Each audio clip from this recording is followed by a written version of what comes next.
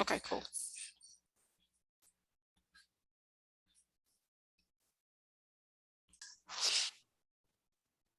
Hello, hello, hello. Welcome to another Limitless Q and A series where, where we're working to reach our fullest potential. And when we do it, it's fun and it's fabulous. And today we have a special guest with us. She needs no introduction. I'm going to allow her to introduce herself. But, I'm really proud to say that she did attend one of the first Limitless conferences that we had that was held in Dallas, Texas at the Tower Club. She was in attendance there. I've also reached out to her many a times when I was working with youth groups and young girls to talk about communication and consent. And so I'm so excited that we have her in our virtual space today to provide insight about what it is that she does and how it's so important to us overall as a community. So thank you so much, Goody. Thank you. Well, let me introduce myself first. Allow me to reintroduce myself. My name is Goody. Hey! I'm gonna like remix that and make it to where I can actually do that and like rap my intro Come because on. some people call me the hip hop sexologist and I'm leaning into it these days. So my name is Goody Howard, MSWMPH. My pronouns are she, her, and boss. And I don't code switch and I cuss a little bit.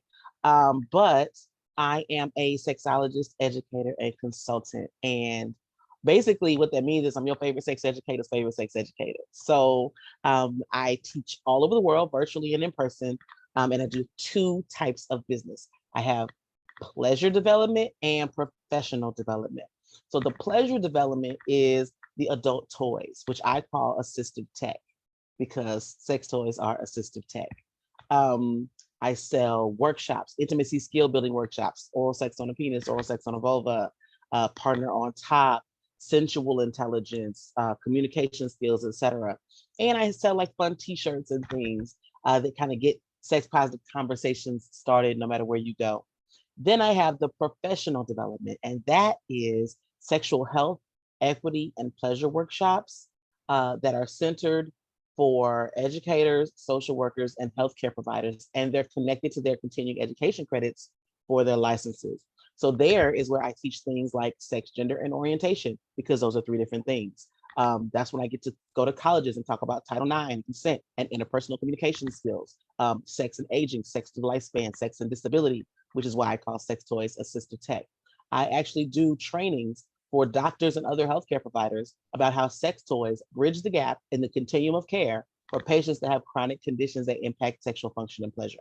So there is a wide range of ways to create a business that is a sex positive or sexuality centered business. Now, a lot of people, when they hear sex, they just stop listening and they're just like, oh my God, tell me more about that part, right? And so I really think it's important that we normalize conversations around sex and pleasure, that we normalize separating sex and pleasure because those are two different things. You can have sex without pleasure and you can have pleasure without sex. And so because they can be separated, they should be in your mind so that pleasure becomes more accessible to you and sex becomes less taboo for you. So those are a lot of the things that I do. And the ways that I do them, like I said, in person, virtually. I have series of pre-recorded on-demand workshops that people can access. I'm working right now on creating an asynchronous learning environment for the professional development so that not only can I offer the CEs in the comfort of your own home any time of day and I don't have to be present, but also I'm working on a micro cert. So a micro certification that creates a baseline. It's a series of courses that's a baseline understanding that all healthy professionals need to do their jobs more successfully and more holistically. Because when we approach sex and sexuality and sexual health as taboo, we just continue to create negative social health outcomes, physical health outcomes, emotional health outcomes for our communities. And so if we treat it like this monster under the stairs, people are not going to interact with sexuality in a way that is healthy for them. And so they won't even recognize the unhealthy patterns that they create as a result, including partner selection, reproduction, parenting, marriage and long-term partner like satisfaction, all of that stuff is also directly connected to the way you embrace or reject, uh, oppress or amplify sexuality, health, and education. Awesome. Awesome. Perfect. Perfect. I Mhm. guess, Goody, if you have, I mean, this is your show, so anything that you want to go deeper into or talk about, um, please just jump right into it. And then as I find other questions or receive other questions that people may have previously submitted, I'll drop them in the chat and then I'll say something to you about it. I mean, I guess we can maybe take a step back and just talk about how you started your business and some of the challenges that you see, and then things that you would like to see implemented in school systems, or what are some Mm, of the programs that you have done with some of your corporate clients? Like, I know that you've worked with Facebook. I mean, please yes. jump into that and tell us all about that, because that is absolutely amazing. Okay, well, with creating my business, I think a lot of times with sexuality professionals specifically, whether you're an educator, a therapist, a counselor, a blogger, an influencer, what have you, it's really hard to start a formal, foundational, regular business with sex in the title of your business. So my business is W.I.S.H Training Solutions, which is whole intimacy and sexual health. That's W.I.S.H Training Solutions, because you can't really get, when you try to go get your open your business accounts, when you get your LLC, when you get your S corp, when you start running payroll, it really gets dicey and complicated with the respectability politics and the assumptions that people make about your business and what you do. I've had people hire me and they had so many assumptions about what I do. So now I have a clarity call when people hire me, because I've had people book me thinking I was a sex worker. And I shout out to sex workers because sex work is work. But I'm not a sex worker, I'm a sexuality worker. And so even if you've taken like my dick riding class, it's not a sexual space, it's an educational space. So people make assumptions about, oh, well, how do you lower inhibitions? It's an educational space. So there's really not an inhibition to lower because that's not the way we approach the content, right? And so people automatically assume there is a salacious component, there's some sort of after dark or just an unsavory, it's an assumption based on people's own relationships to the word sex and sexuality. So that is a big hindrance. When it gets to social media, they will take posts down. They being social media platforms will take posts down. They will threaten to remove your account altogether. You're heavily censored. You can't, your content hits the algorithm differently, so it's kind of repressed on the algorithm. People have been shadow banned, where if you were to search for my name, I'm Ask Goody on all social media platforms. Well, let's just say Instagram, for example.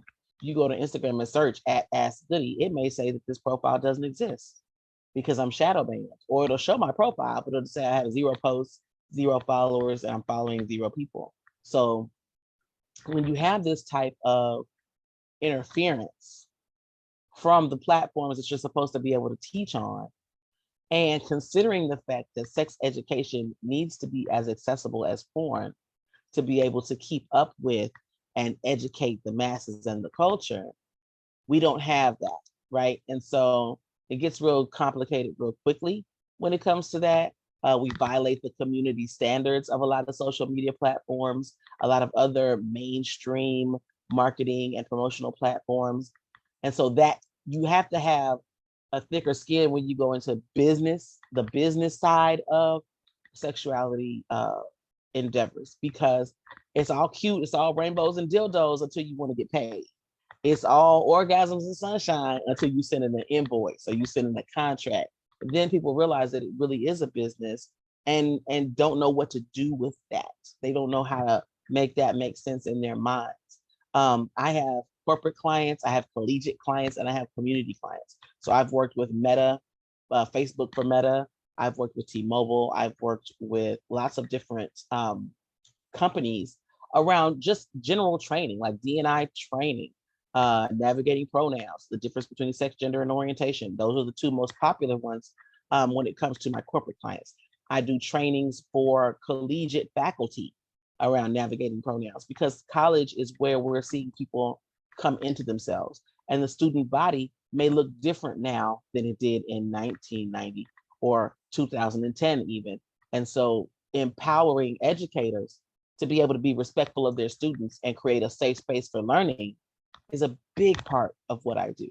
I've worked with Johns Hopkins, UCLA, Tulane, UT Arlington, UT Dallas. Like I've worked with a lot, SMU. I've worked with a lot of different, even Paul Quinn, a lot of different colleges to help kind of bridge the gap in knowledge when it comes to classroom management of gender and sexuality expansive students. And you never know who is GSE and who's not. So you need to make sure that everyone feels comfortable and safe. And so that's really what that lesson looks like, right? And then I have community partnerships. I work with nonprofits in the HIV space. I work with nonprofits in the, I call it empowerment space. Like, you know, the young ladies and the young men when they're like doing the rites of passage and the debutante programming and all those types of things, Bodillion programming. I do a lot of that. I cannot get into a school with a condom. I live in Texas and they don't do that. It's abstinence only until marriage. The only time I can talk about a condom is to talk about how it doesn't work, right? And the reason that they say that, oh, condoms have an 80% effective rate, right? The reason that condoms typically have an 80% effective rate is because of user error. Now, in my educational brain, it means that we need to start teaching how to use condoms correctly to close the gap on user error and make condoms that more effective in everyday use. But that's not what the powers that be in the school system speak. They say, okay, well, they just fail 80%. They just have an 80% success rate. So they fail 20% of the time.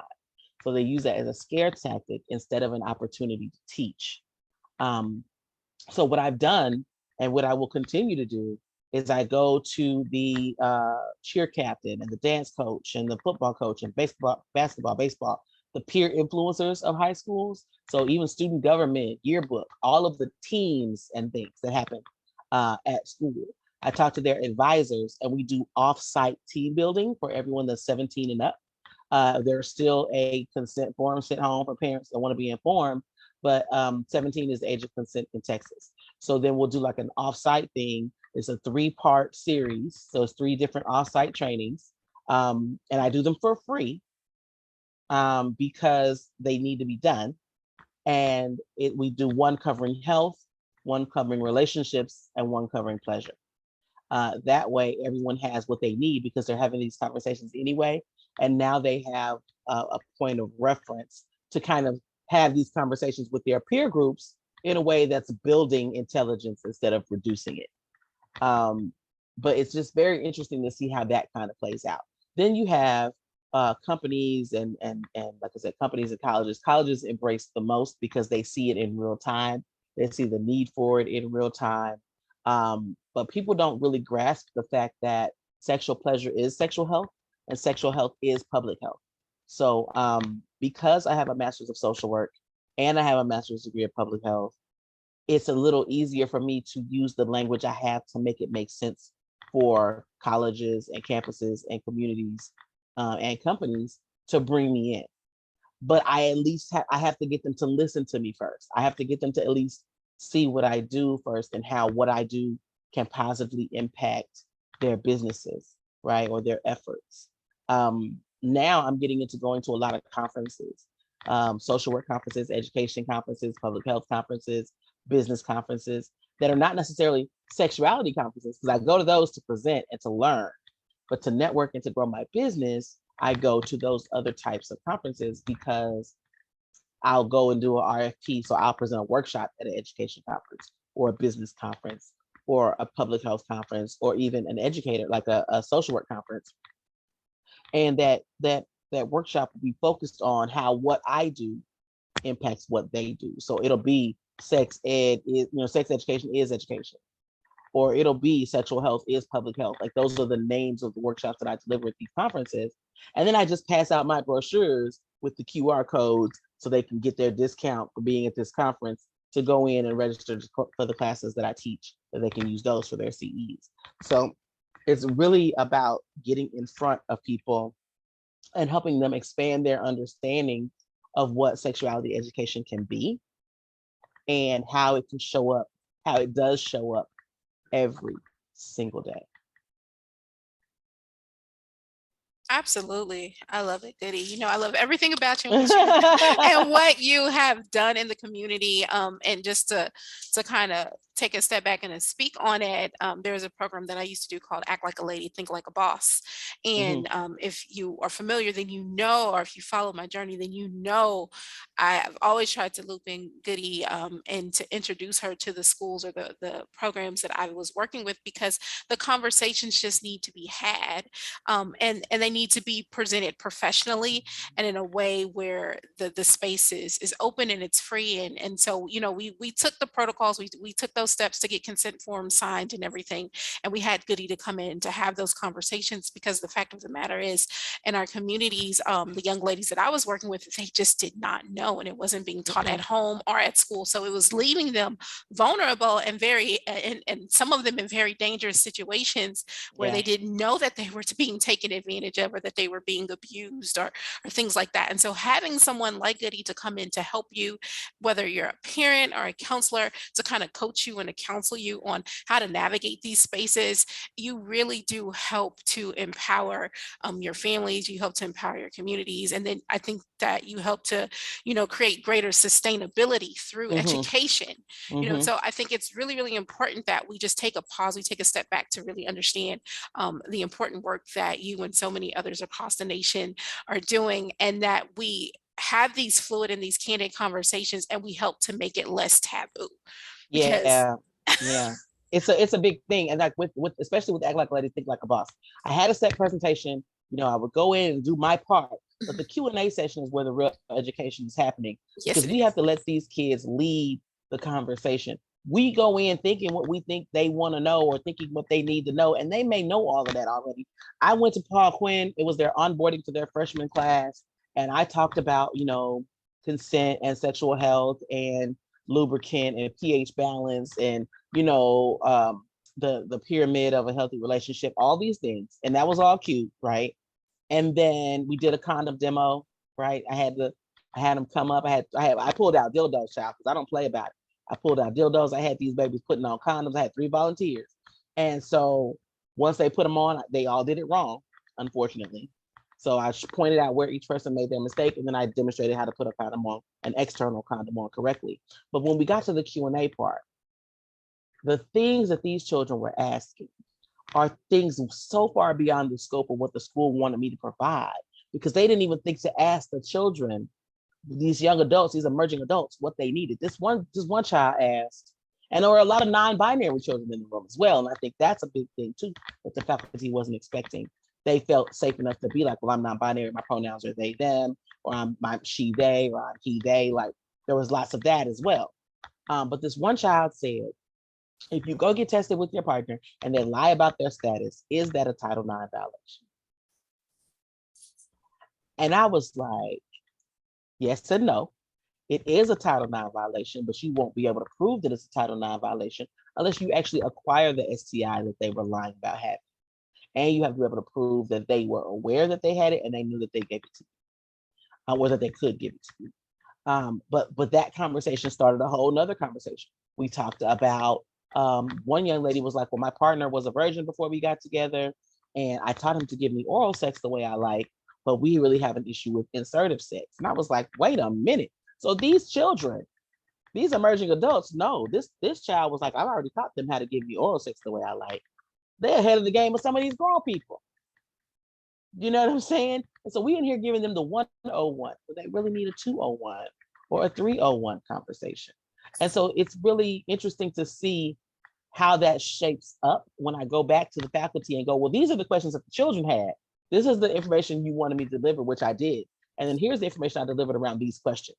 And here's an opportunity for us to create another program and thusly another invoice for us to revisit this and package it differently. And also, when I come to colleges, I'll also, you know, pitch a training for the faculty because it's always necessary. Adults tend to overestimate what they know when it comes to sexual health competence and underestimate what their priority populations that they serve need. And so again, and that's all because of the taboo of it all, because we're not having conversations. We can't even really gauge what needs to happen. And that to me is a colonizer mentality. When you go in with a mentality that you know what this population needs without even asking them, it's very colonizer to me. You need to take a cultural relativist approach to any population that you want to empower and ask them what their priorities are. Now, maybe they do need some other things that are just baseline that you know these health outcomes are because of this. And you can put that in your pocket. But when you ask them what their priorities are, then you can kind of intermingle those things so that you're giving them what you know they need and what they say they want. And I think that when it comes to sexuality education specifically, it's such a vast topic and there's so many rabbit holes you can go down that I think maybe providers of programming get overwhelmed in what should be covered and what shouldn't be covered, or what will be helpful and what would not be helpful, but they're not asking their priority populations what they need. And so that's when, like, sex research, I know some amazing Black and brown sex researchers that are changing the game with just the research that happens, because the curricula is based on the research. And the research didn't include us. The research didn't include us. So the research ain't for us. The current curriculums that are out, for the most part, are not for us, did not include us, did not think about us. The ones that did are things like streetwise, sexwise, that have like white people with backwards hats on standing like this. Like, that's not, those weren't created with us in mind. Well, they were created with us in mind, but they didn't ask us when they created them. So it's very much colonizer, right? And so you want to make sure that you don't become that in your own space, even in your own home.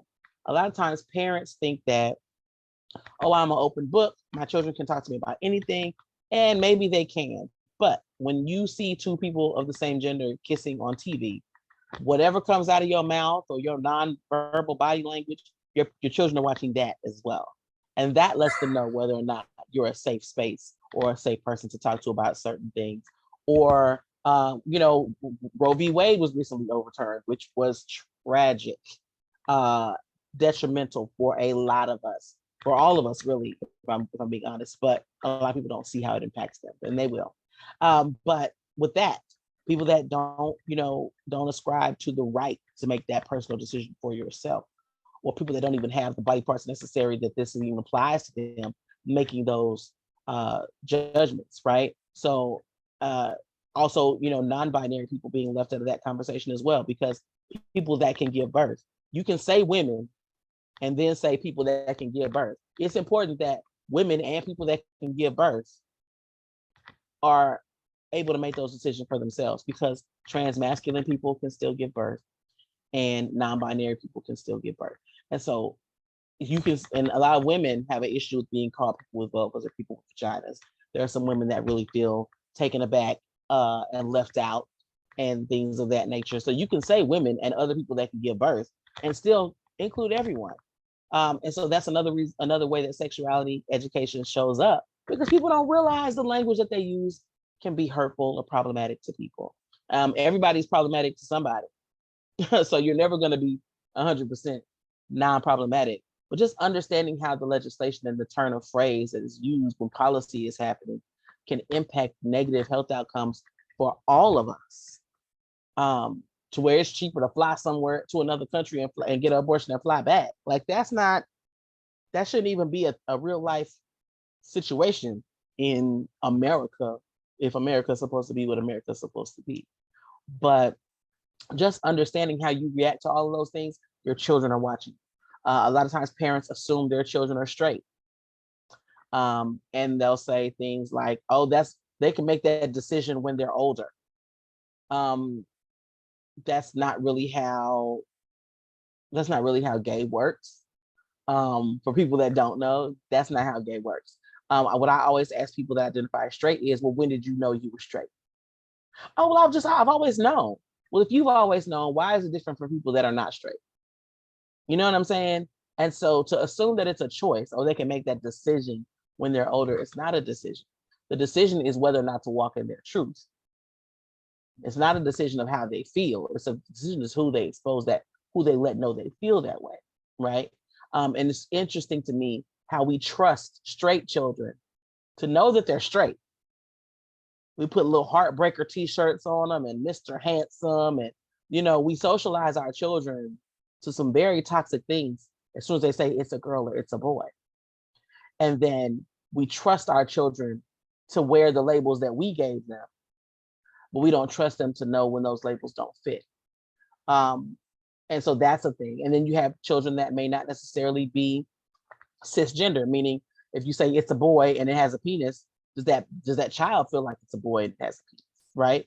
Or it's a girl and it has a vulva, does that child feel like a girl with a vulva? And then you get into the way, especially in the state of Texas, the Republican Party has, on their new platform, they say that they are championing CPS to prosecute parents of non-binary and trans children for child abuse when they connect them to gender affirming care. Now, this is where the sex educator in me comes in, because the general population doesn't even know what gender affirming care looks like for children. It's not surgery, people. No one is performing sexual confirmation surgery, gender confirmation surgery on children. What gender affirming care looks like for children and minors is therapy, right? To help them navigate the feelings that they have and how they, who they are, how who they are fits into the world that they live in.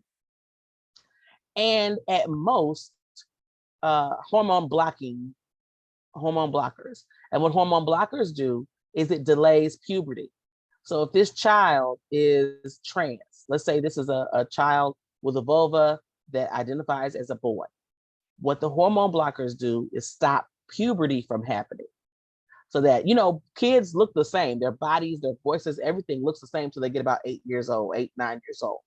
So the hormone blockers keeps that little 8 or 9-year-old body as that child grows. So that in the event the child is like, I'm trans, this is who I am, I want to have gender confirmation surgery, the doctors and the surgery won't have to be as invasive to remove breast tissue that never developed because it was in hormone blocker phase, right? So then it's different. Now, if that child says, you know what, I'm not trans, I'm just non-binary, I'm comfortable in my body, or I'm cisgender, I was just, whatever, they can stop taking the hormone blockers and puberty will happen. So it's not a matter of a surgery or any of that. It is the mental and physical preparation for that child to live in the body that they say they have. It's respecting that child's voice and letting that child have autonomy over their own body. And it's not surgery. It's not, but kids are getting their boobs done. Rich white kids getting rich kids, I don't say rich white kids, rich kids getting their boobs done at 16, getting nose jobs at 15, 16 years old. Children that are born intersex with ambiguous external genitalia, the doctors are perfectly fine performing surgeries on those kids. People are fine with the surgeries that are being performed on those children, and they didn't have a choice of which genitals they want to pick.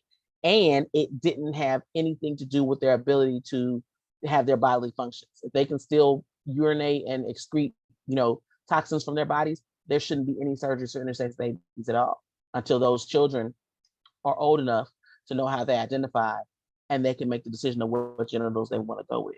A lot of times when intersex babies have those surgeries, it's because doctors have scared the parents into picking a gender for their child. And oftentimes that gender is the incorrect choice. And so then you have a child that's growing up in a female body that's really male. And maybe they don't have ovaries, they have testicles inside, but they have a vulva on the outside. And so that's what the parents chose.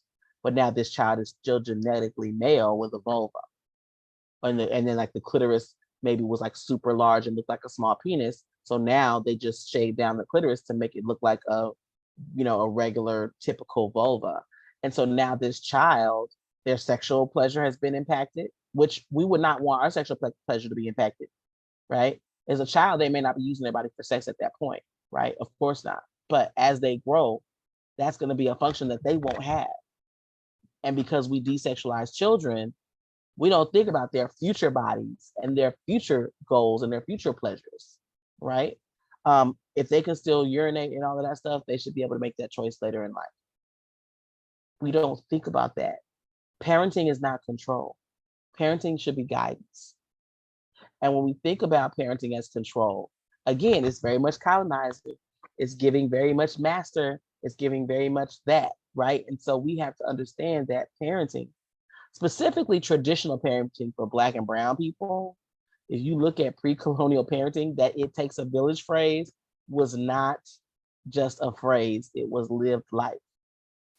And so understanding that it takes a village, meaning that every person, every adult has a hand in the guidance of those children, not the control of those children. If we re-embrace what pre-colonial discipline looks like, it did not include, whooping and caning and all of that stuff. All that was slave shit. All that came from the slave masters. Discipline, pre-colonial discipline looks a lot like, critical thinking and of course consequences for behaviors, but they weren't physical, right? And so all of that is sex ed though. And that's what's crazy. That's what people don't get. Once you start becoming a more sex positive human being and removing the taboo from sex and sexuality topics, you start to wonder where those taboos came from in the first place. And the answer is, if not every time, almost every time, is white supremacy, misogyny, and patriarchy, which are all white people shit.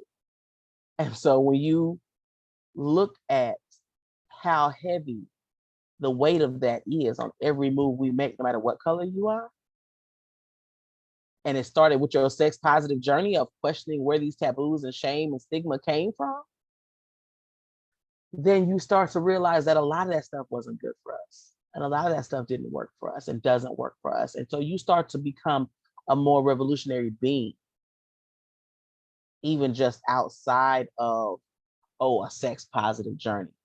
You start to question everything you've been fed, and it makes you a more critical thinker, a more impactful human being, and you start to shift the thought processes of every person you come in contact. And I think that's what the biggest fear is when you think about colonialism and white supremacy, is that suddenly we're going to realize we don't need that and it doesn't serve us and we're going to abandon it. And those are the challenges that, when being a sexuality educator, when I have conversations with people about, everyone hears, when we say LGBTQIA+, right? When we say that, a lot of Black people just hear white people. LGBTQIA+, they hear white folks. That's it, white people. When I say gender and sexuality expansive people, you just see people in your mind, like your mind's eye, you see humans. So I intermingle LGBTQIA with queer and with GSE, which is gender and sexuality expansive, because we have to get away from the language that puts us in the boxes that separate us by color, by race. Because Black people will say that being gay is white shit. Not understanding that pre-colonization on the continent, warriors, no one wore pants, and there are matriarchal societies.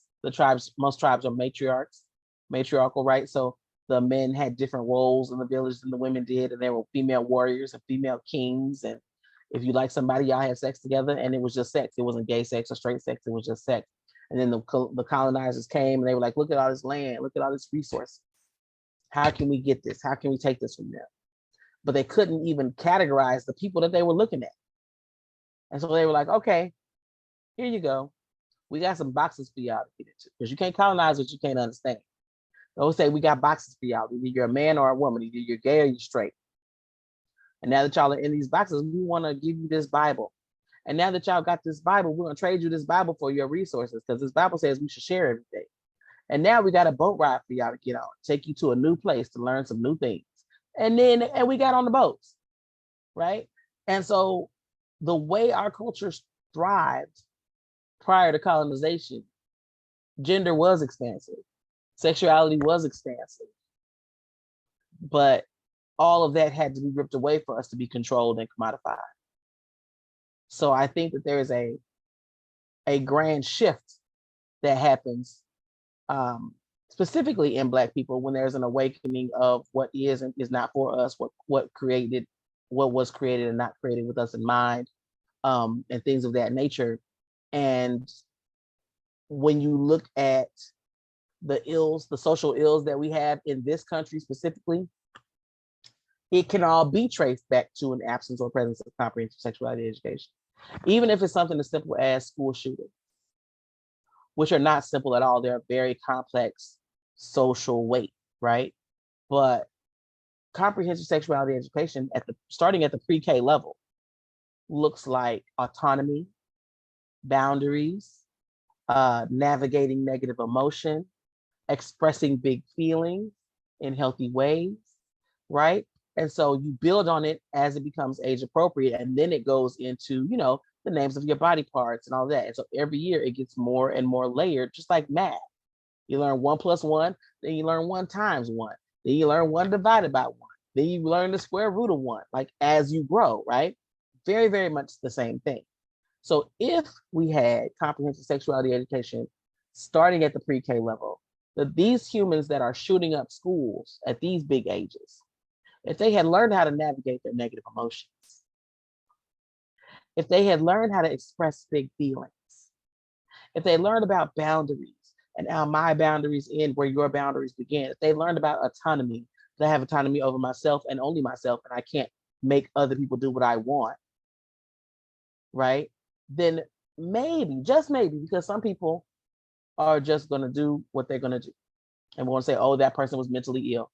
That person only gets to be mentally ill if they were white. But anyway, the person is mentally ill. But had they had the training and the indoctrination that violence isn't the answer, and that we can express ourselves, we can express our negative feelings and emotions in healthy ways from pre-K, and it was reinstilled and reintroduced all this time up until the high school level when they start shooting schools up. What could that look like? What could that child with that anxiety and that anger and that frustration and that rejection and all of that, what would that look like? Would that child still have made that same choice? Right?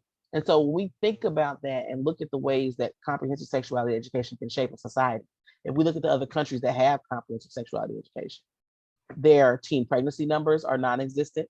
Their STI rates are low, in like single digits low, like not like 80%, like some of the things we have here, right? Like single digits low. They don't have school shootings at all. They don't have, a lot of the societies don't even carry guns. Like only the police carry guns. Some of the cultures, even the police don't carry guns. Like it's normalized not to own a firearm. Whereas in Texas, everybody has a firearm, at least one. And my thing is, if they got them, I need one. I can't be out here turning other cheeks and they got AR-15s. So at that point, it just becomes a clusterfuck, because it's like if people that need to do me harm have guns, then I need a gun as well, because they mean to do me harm. I need to be able to protect myself. So when we get into comprehensive sexuality education, it's not just for children, it's also for adults. When we talk about sexual assault and rape and violation, I was on a panel and they still play this clip. I was on a panel and the other panelists were talking about how we can't do anything about sexual assault. We can only empower the victims and the survivors.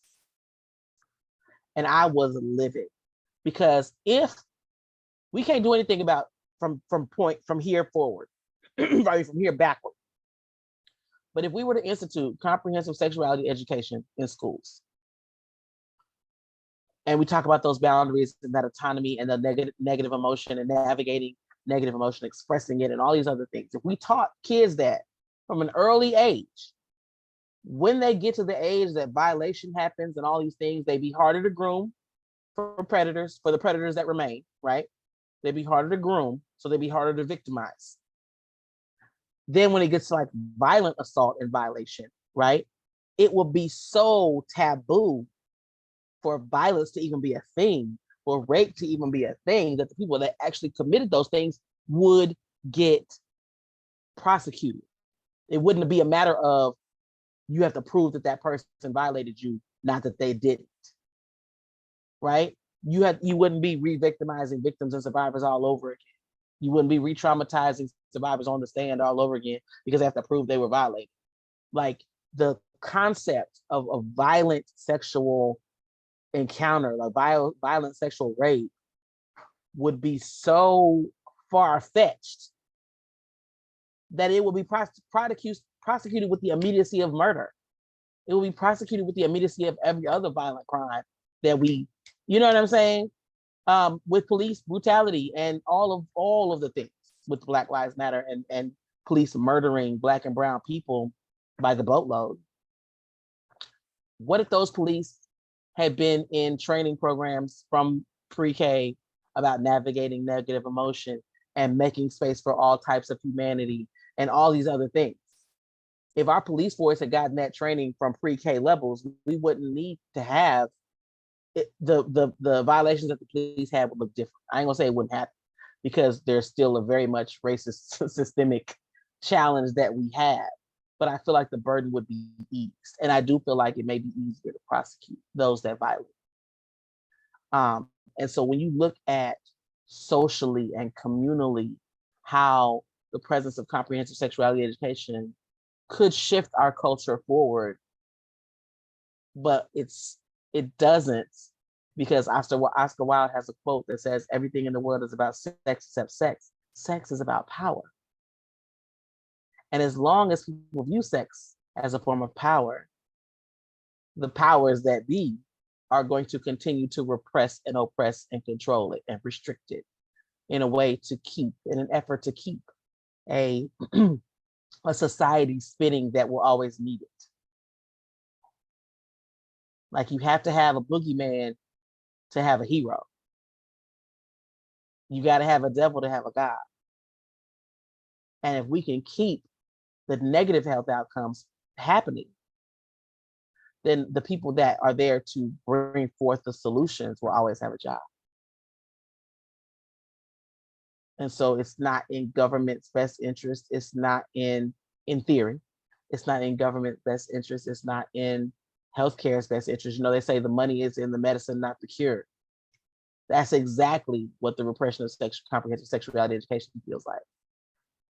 The money is in the medicine. The money is in the programs. The money is in, you know, the money is in the medicine for HIV.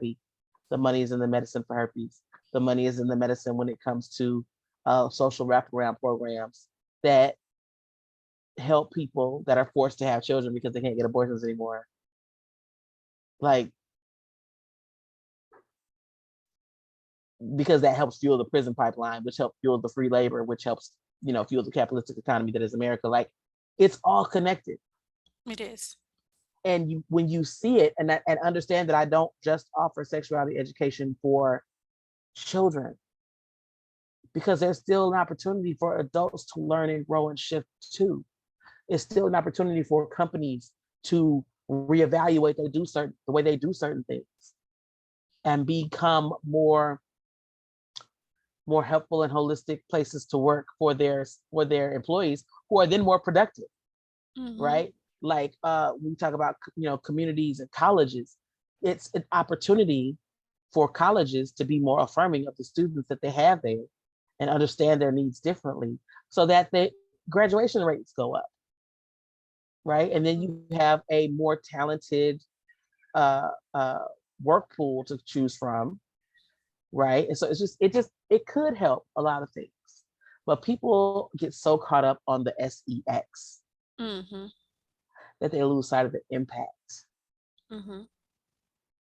And so I do a lot of things when it comes to sexuality education. I even do a little bit of policy stuff because that's important, as we saw with the overturning of Roe v. Wade. But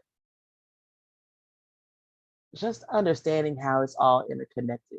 And even when it comes to your business and the way you run your business, being creative with the way you market, because you have a sexuality business, you got to get creative with your marketing and promotion.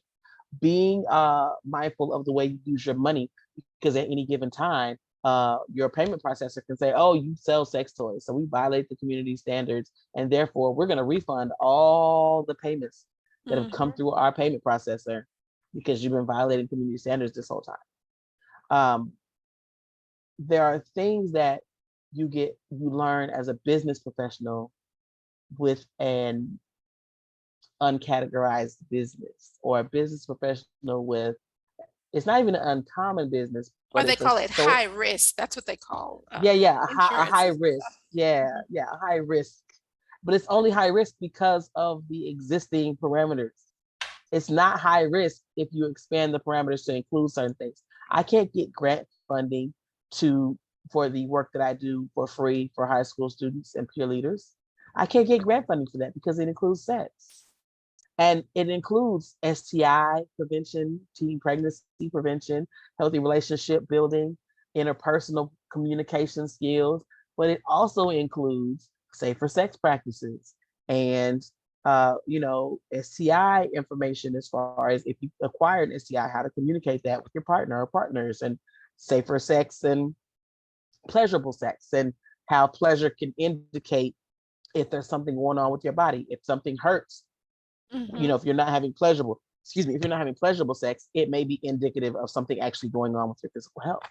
Like if your erection quality is challenged, if you can't get it hard, then there may be a challenge with your blood pressure or your diabetes. That even is for children. That is even for teens. Like that's for teenagers as well. If they're having erection quality challenges, that could mean something's going on with their blood pressure, or they could have diabetes. Why wouldn't you want your child to know that? Why wouldn't you want to catch that early? Right? And so there are adults that don't know that. So if we're empowering children and youth, because I can't even say children, because sex ed for kids looks like I said, autonomies, boundaries, things like that, but also how families look different. They say, oh, they're teaching them about gays. First of all, there are gay kids, first and foremost. But we're not talking to them about gay children. We're talking to them about, okay, maybe Jimmy has two moms and Sally has two dads. And that's okay because families look different and they all deserve respect. Maybe Paul wants to wear a dress.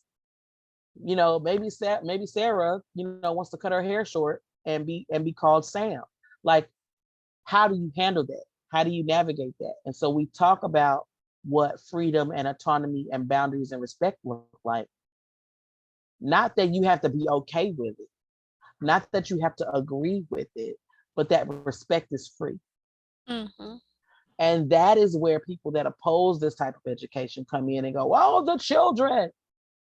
But you have a cousin that not to leave the kids alone with. Don't nobody leave the kids back there with Tim. But Tim is still invited to the cookout. Yep. Still But you spending the were night, sleeping on people's right. couches, and Yeah, Tim is still being still a pedophile. right. Tim is in rotation. But you worried about the children learning about respect is free at school. If children know safe touch, unsafe touch, if children know the names of their body parts and the names of the body parts that they don't have, because it's not just limited to, oh, I need to know I have a vulva. No, I need to know what a penis is too, because okay, they're not touching my vulva, but they want me to put their penis in my mouth. I don't know what that is. I don't know what a penis is. So I might, if I trust this adult, I may do what they tell me to do. Mhm. Right? But if you let your child learn safe touch, unsafe touch, and all the body parts that exist, that child is going to be harder to grow. That child is going to scream and run and kick and go tell somebody. And Right? they And won't so, stop when they say, "Oh, you're just lying or you're playing." They're gonna keep correct. voicing their what their And they're experience until they get some help, and you can nip certain things and behaviors in the bud. if you're committed to that, because some people will just say, well, keep them kids away from him, right? Or Mm. keep them kids away from her, right? And so it's those types of things that help perpetuate the shame and fear and stigma of these. Oh, we teaching these babies that they have a pocketbook. Or there was one. I have a friend that's a teacher, and she had a student, and the little girl kept coming up to her saying, "My daddy is playing in my kitchen." And the teacher was like, "Oh, that's so sweet, baby. You playing your daddy?" She's thinking, "Oh, he's playing with his daughter. He's having daddy-daughter time." No, her dad taught her that her vulva was her kitchen. So she's trying to tell her teacher that my daddy is touching my vulva inappropriate. But she don't have the language because she wasn't given the language of what her real body parts were. So she's telling her teacher, "My daddy's playing in my kitchen," thinking that she's telling her teacher, "My dad is playing in my vulva." and she's not. So imagine if that child had comprehensive sexuality education. She knew the touch was unsafe. She was trying to tell somebody, but she didn't have the language. Mm-hmm. It's stuff as simple as that. And parents want to be their child's primary sex educator. And I think that parents should be their child's primary sex educator. But I also know that parents are often ill and unequipped to do so because of their own bias, because of their own trauma, because of their own belief, because of their own lack of training and education. And there is I have a colleague named Melissa Pinter Carnegie, and she runs an agency called Sex Positive Families. And she has trainings and workbooks and courses that help prepare parents to be the primary sexuality educator for their child. And I have like a 101 level course that introduces how that works. And then I refer people to sex positive families because that is their life's blood, that is their wheelhouse. And we have to understand that if you want to be your child's primary sex educator, you're going to have to get some sex education. People think that just because they're having sex, that they can be a sex educator. That's like thinking that just because you eat food, you can cook food. Just because you eat food, you can be a chef. That ain't the case. And we have to make space to learn that there's things that we don't know that we need training on. And if you want to be your child's primary sexuality educator, we need to go get training on how to do that. You send your kid to driver's ed before you teach them how to drive, and you drive every day. Mm-hmm. But you want to send them to driver's ed for that. But you don't want to send them to sex ed, right? And so we have to really get a hold of what we're really doing and how what we do impacts our households, our communities, and our culture. And I think that is why people make assumptions about what I do. And that's why I'm so passionate about what I do. And that's why I'm always talking about how what I do impacts every aspect of society, because people don't think it does. They don't understand how systemic sexuality education can be. Mm-hmm. Absolutely. You're owning, my friend. Thank you so much. Thank you so much for sharing and just for enlightening us and for having this conversation. I mean, we've talked about legislation, language, research. We've talked about, what can be done or what you do at a corporate level with organizations, with smaller groups and with families. And it is extremely relevant. If people were wanting to reach out to you and connect with you, how can they connect and how can they become a part of the Goody Gang and take full advantage of all the resources that you have available? Well, so like I said, I have two business models, right? So the pleasure development is Ask Goody because my name is Goody and everyone asks Goody everything. So if you're interested in pleasure development, you need to go to askgoody.com. I'm Ask Goody on all social media platforms. You can reach out to me at info@askgoody and check out the website because I do one-on-one consults. If you're interested in becoming a sex educator, I do consults for that. If you're a student and you want to write a paper about public health or STIs or any of that, I do interviews for that. Like just check the website out and see how to contact me. And then W.I.S.H Training Solutions is the professional development. So if you're interested in having me speak to you or your colleagues, or if you run a business and you want your employees to kind of get some base level training and understanding, if you are in a collegiate setting and you need some programming around that, just reach out to me at W.I.S.H Training Solutions, info@wishtrainingsolutions.com, or go check out the website. It's under construction right now though, because like I said, I'm trying to get that asynchronous learning environment built on the back end. But yeah, that's how you contact me. That's how you can hire me. And I'm excited to find out what people need. Awesome. Thank you so much. If you have any final last words, you want to wrap up with, a few big bullet points. Oh, wow. I think the biggest thing about, to me, pleasure is accessible, right? When you look at Maslow's hierarchy of needs, it's, at the bottom is food, water, shelter, and there's a little asterisk there in my mind. And that asterisk is for pleasure. And I think that, like I talked about earlier, separating sex from pleasure, right? The way that we do that is understanding that sensuality and sexuality are different. Sensuality is experiencing non-sexual pleasure through all 6 of the senses. So sight, sound, taste, touch, scent, and feel. And feel is that emotional part, right? And so if we can separate sex from sensual, and we understand and go through the world, move through the world, embracing non-sexual pleasure at everywhere that it shows up, be it just a beautiful day or an amazing cologne or a great plate of food or any of those things. Then when it's time to get sexual, it makes you more receptive to the more than 18 different kinds of orgasms that the human body has to offer. And so a big part of my work on the pleasure development side is connecting people to their sensual intelligence. And I actually have a sensual intelligence workshop coming up in August. So you can join the Goody Gang if you go to askgoody.com. There's a pop-up where you can join my email list. That is the Goody Gang. So the email list is the Goody Gang finds out about new workshops and stuff and gets kind of info before everyone else, before social media and the rest of the world. And so y'all are hearing about it now. So Sensual Intelligence will be going live online in August. And tickets are only $35, but this is really something that will shift the paradigm of how you perceive pleasure, both sexually and non-sexually. So I think it's something that is valuable for folks, because when you think of pleasure, you think of something we often conflate it with sex, and we think of something we have to make time for or to schedule. But when you move through the world sensually, it creates this intentional gratitude. Yeah. And it's good for your mental and emotional wellness. It's good for just your habitual gratitude practices. And the world is changing so quickly and so violently sometimes that we forget that joy and pleasure are resistance. And so I want to be able to help connect people to their common low-hanging fruit resistance practices. So like I said, Sensual Intelligence is going to be live in the Zoom room in August, the first or second week in August. I can't remember the date right now. But go to askgoody.com and check that out, y'all, because it will be a game changer. And we will post all that stuff down below or above or wherever wherever you're going to be watching this at. We're going to make sure that we share it and we post it. So stay connected. And there's rumor whispers. Are you doing the tour anytime soon? So there are rumblings. And I will be doing a tour. It'll be toward the end of the year and carry over into the beginning of the year. I'm trying to wait for this, the monkeypox. I'm trying to see what that's going to do. Because I still am a public health professional and I don't play around. But yeah, so there is a tour coming. It's going to be at the end of the year, but I definitely have an Atlanta date already in the first week of September.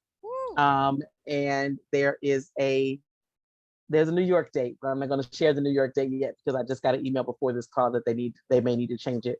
But it's going to be Houston, Dallas, Atlanta, Austin, New York, LA, Philly, Charlotte. I'm looking at either Orlando or Miami. I haven't decided yet. And Chicago and New Orleans. So those are the cities that I'm looking at. If you're a member of the Goody Gang, you get to inform which cities go first. Oh, and Toronto. Because Toronto is really on me, like, come. So if you're a member of the Goody Gang, there will be a poll going out soon to kind of dictate which cities I definitely have to be at so that we can get, the community and being in the same space together aspect of it, because that is a non-sexual pleasure that I do miss, being around people. So I do have a tour coming, but I don't have any dates set in stone yet because of this monkeypox thing. Awesome. Well, thank you so much, Goody, for spending this valuable time just for pouring into us. We really, really appreciate you and all of the work that you're doing. And, any way that I can support or that the group can support, let us know. And we are there. I'm on it. We are in that thing. All right, everyone. Until next time, continue to strive towards reaching just your fullest, your unlimited, your limitless potential, and make sure that you're having fun and you're staying fabulous in the process. Okay. Peace.